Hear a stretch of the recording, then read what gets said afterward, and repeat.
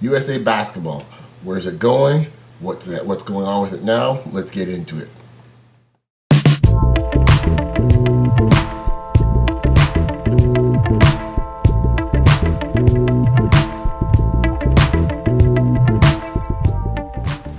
So USA basketball had a game on the Saturday.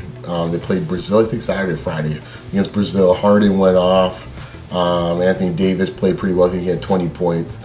And everyone's wondering pretty much what, from the basketball world, will this team be good enough to win it all for the FIBA championship coming up in about a week's time?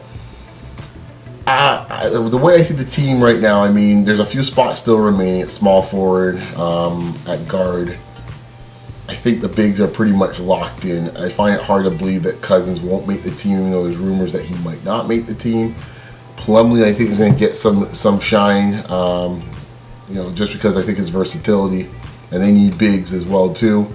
He might get an extra look now as well too. We'll see how that plays out. Coach K also, the Duke connection doesn't hurt. And the guard position is always going to be interesting because, I mean, as from a Toronto guy in this case here, I love to see DeMar kind of get a little love and a little shine. He's right now fighting out with Gordon Hayward. I think personally, he's got a little more versatility in that section. If he could show a little more in the, which he's been doing, show more in the defensive end, which I think is one of the things he's trying to get better at. We'll see how I think that would kind of separate him from Hayward. We'll see. The other spot is Corver and Thompson. I like Thompson for his versatility as well too. So we'll see how it all plays out. I think Rudy Gay's a lot to get in now because they need someone in that kind of hybrid 3-4 position since they lost Durant. Which leads me to my next point, which is Kevin Durant and the major pass that he's getting for pretty much essentially quitting on the team. Yes, I said he quit on the team. You can say whatever way you want. Cut it, but let's insert someone else. For example, say LeBron James in this position. How do you think the media will react to that if about a week before or less than 2 weeks before final cuts, he decides, I don't want to play anymore. As he's about to make a contract of $132 million or whatever the huge Under Armour deal is going to be. I always say, he's doing it for the money and not for country and not for love for country and this and that. Now, hey, you do what you got to do.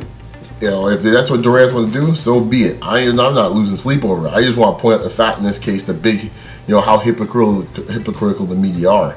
That when they have their fanboys and they have their love affairs with certain players, like Durant, who gets a pass on everything. I've discussed that many times. Be it when he can't come up big in the clutch in this case here, be it when he's getting overpowered by smaller defenders, or be it in this case when he refuses to get bigger to go and get post-up game. No one wants to hear about that. The only person in the media seems to be willing to actually be critical of Durant in this case here is Charles Barkley. Everybody else seems like there's some halo of we can't say anything wrong about Kevin Durant. So we'll blame everybody else. We'll blame the coaches. We'll blame Russell Westbrook. Now in this case here, we just won't say anything at all and pretend like it never happened. That Durant just pretty much flopped with the team. I just find it amazing how he's gotten a huge pass on this. And it boils down to a bigger question after the Paul George injury and now Durant flaking out with Love leaving and Griffin and all these guys. What is the future of professionals playing in these international events? Is it a hybrid where they play the Olympics and don't play in the smaller events? Is it something where Cuban who wants to have the NBA and get their grubby paws in the middle of it? Hey, guys are in their offseason. They want to play for their country. I don't see why the NBA needs to get involved in that. I understand in this case here, these guys play for NBA teams, but when they're in their offseason, they actually worked out specific days that consider their vacation days in the collective bargaining agreement. You should have say in that. I'm sorry. I mean, it just shows you the power that these owners want and everything, the control of these players from top to bottom for what type of breakfast they would eat in the morning to what type of shoes they wear during the day. It gets a little ridiculous. So, in my mind, and don't get me wrong, I got no love for FIBA. FIBA or FIFA, like any of those international organizations, a bunch of crooks in this case here.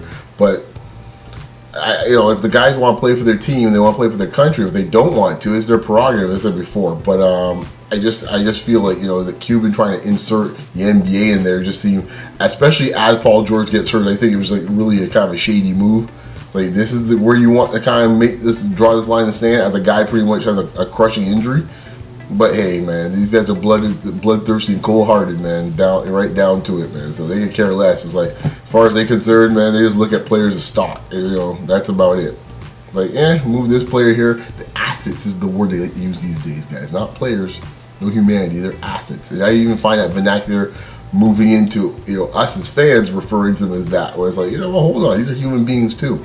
So, anyways, as far as the future goes, I think there's going to have to be a discussion. It's going to be another big, huge, discussion of the collective bargaining agreement in 2017 or the end of the 2016 season. Honestly, I'm just preparing myself for no basketball after the 2016 season, because between revenue sharing, between the split between players and owners, and then especially when that big TV contract kicks in a couple of years, when they get that new deal. You're seeing the escalation of the value of the teams, and now this issue with the international play, it's going to be a hot mess.